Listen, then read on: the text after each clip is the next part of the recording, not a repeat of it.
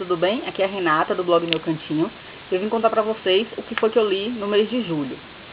Foram poucas leituras, poucas não, minto. Foram muitas leituras, porque eu li mais do que minha média normal. Eu li 6 livros, 6 livros, geralmente eu tô lendo 4 livros mais ou menos. E foi um mês de leituras razoáveis, vamos dizer assim. A gente teve vários extremos. Eu vou começar com Meu Amor, Meu Bem, Meu Querido, da Debbie Calette. Foi publicado pela editora Novo Conceito. É um livro que eu tive uma relação assim, de amor e ódio. Quando eu comecei a leitura, eu não vi tudo isso, né? Ele começa com um romance bem infantil e desagradável de ler mesmo, da Ruby com o Travis. Travis parece que é regra de nome de bad boy, eu acho. Acho que tem uns 3 livros aí que tem Travis como protagonista. E esse romance é bem ridículo, assim, bem chato mesmo. Ele não me agradou em nada, mas quando chega ali, tem uma parte do livro em que a Ruby começa a fazer parte de um grupo, mostra a participação dela em um grupo de leitura, né, para idosos, que são as Rainhas Caçarolas. E o livro começa a ficar bem interessante e muda completamente o foco da história. Parece que a autora desistiu de escrever sobre aquele romance bobo e imaturo, adolescente, e começou a escrever uma história outra completamente diferente. Então o livro vale muito a pena por essa segunda história que a autora desenvolveu.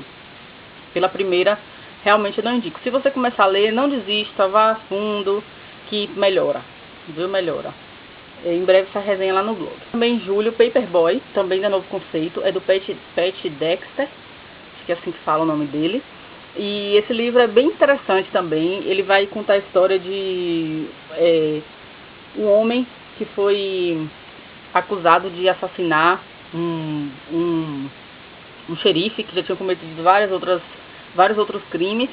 Charlotte Blass começa a se corresponder com ele, com Hillary, e ela resolve tirá-lo da prisão. E para isso eles contratam 2 repórteres, Yardley Ashman e Ward James. Ward James, ele é desse interior, né, dessa cidade onde acontecem esses crimes. E eles vão para esse lugar para tentar desvendar esse mistério sobre esse assassinato e descobrir se realmente ele era inocente ou não. A história é bem interessante, eu gostei bastante do livro. É um livro considerado gótico, como eu já fiz até um post lá no blog explicando por que ele é considerado gótico.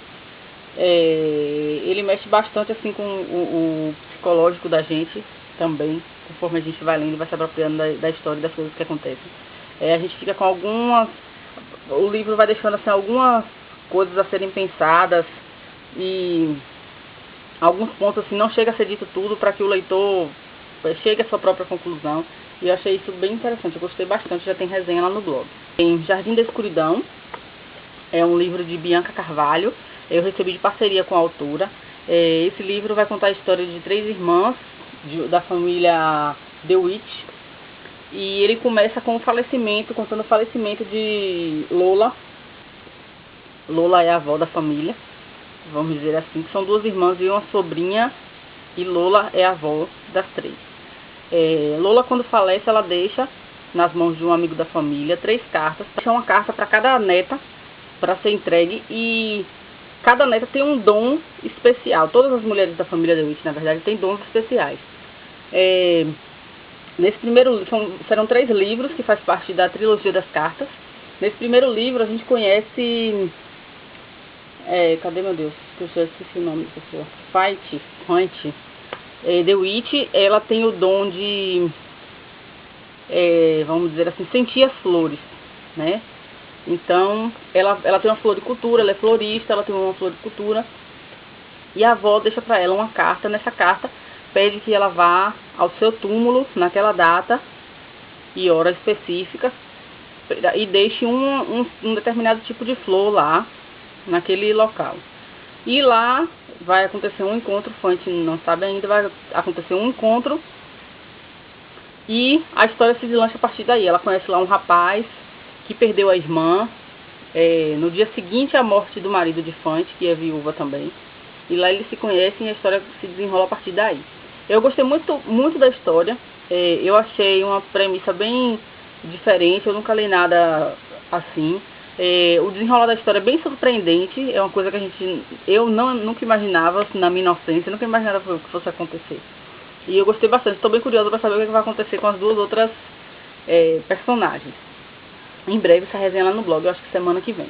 E para o Desafio Literário 2013, cujo tema é Cor ou Cores no Título, Tequila Vermelha, do Rick Riordan. É o primeiro livro do autor que eu leio de uma temática que não seja infanto-juvenil. Eu só li dele a coleção Percy Jackson. Aliás, estou com o último ali para ler, mas eu estou com dó de terminar. Então eu não li ainda. E eu li Tequila Vermelha. Tequila Vermelha vai contar a história da gente de Tres Navarre. Tres Navarre é como fala aqui, né? Um mestre de Tai Chi Chuan, detetive particular sem licença, com uma queda para problemas do tamanho do Texas. Esse livro é aquele livro que você vai lendo e vai pensando assim, vai dar merda. Isso vai dar merda, isso vai dar merda. O tempo todo eu tava pensando isso. Ele se mete em muita confusão. Ele volta lá pro Texas, ele foi embora. Assim que o pai dele foi assassinado, o pai dele era xerife delegado, alguma coisa assim, lá no Texas. E o pai dele foi assassinado, ele viu tudo, ele estava na hora em que o pai foi assassinado.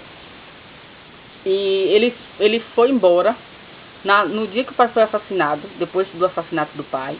E só voltou agora 10 anos depois. Ele estava prestes ele ia pedir Lilian, que era uma namorada sua da época, em casamento, e ele foi embora e desistiu de tudo. Ele volta 10 anos depois para tentar descobrir quem foi que assassinou o pai dele, que ele não se conforma, que não foi descoberto, o processo foi arquivado e tudo, então ele volta para tentar descobrir. E ele vai mexer num vespeiro, assim, que é só dar merda para ele.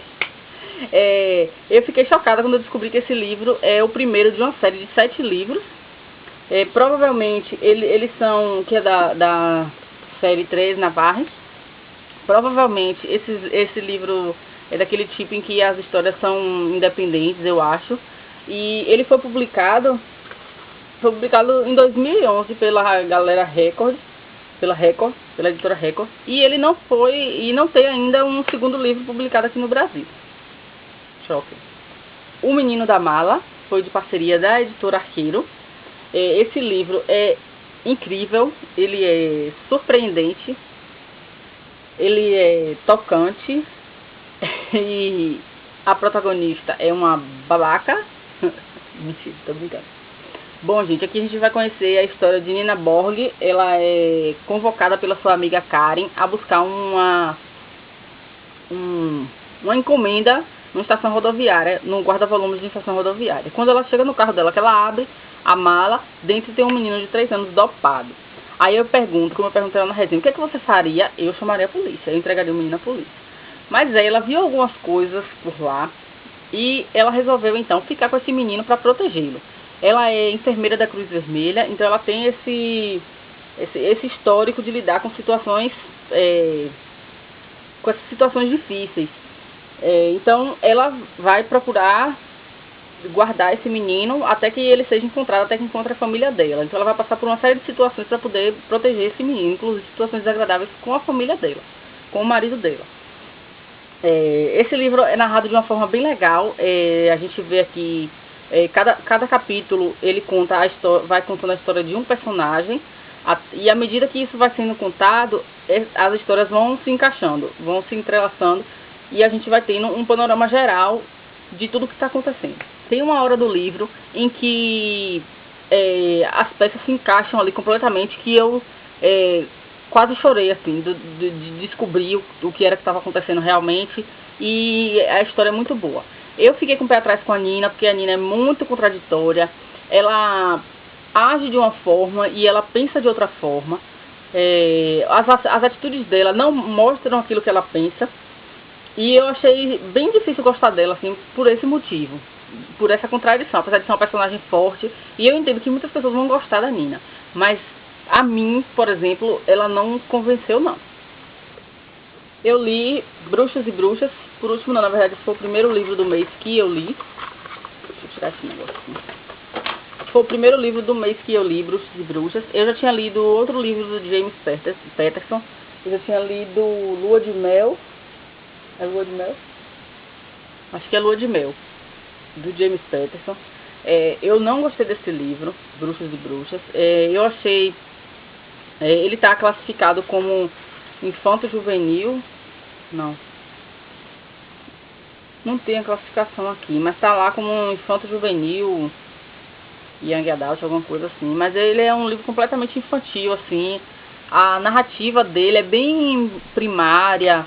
Não foi um livro que me agradou. Ele vai contar a história de dois irmãos, que são deixa eu ver aqui o nome, Whist e Witch. E eles são tirados de dentro de casa em uma madrugada, acusados de bruxaria. Mas eles nem sabem do que é que se trata, na verdade, né? Eles não têm conhecimento de serem bruxos. Na hora da saída, a nova ordem, vamos dizer assim, informa que eles podem levar cada um objeto de casa.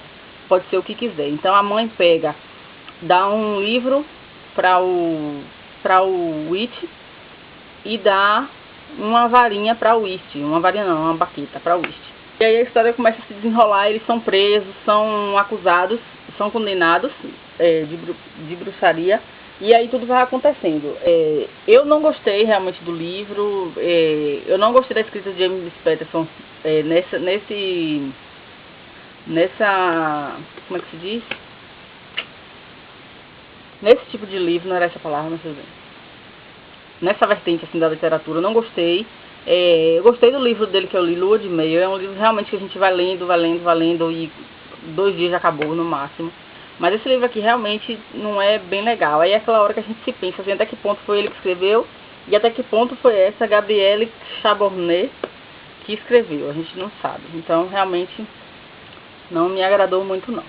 Então essas foram as minhas leituras de julho. Eu gravei uma leitura de junho, mas não ficou legal, então eu não postei. Acabei não postando e acabei nem postando em fotos também lá no blog.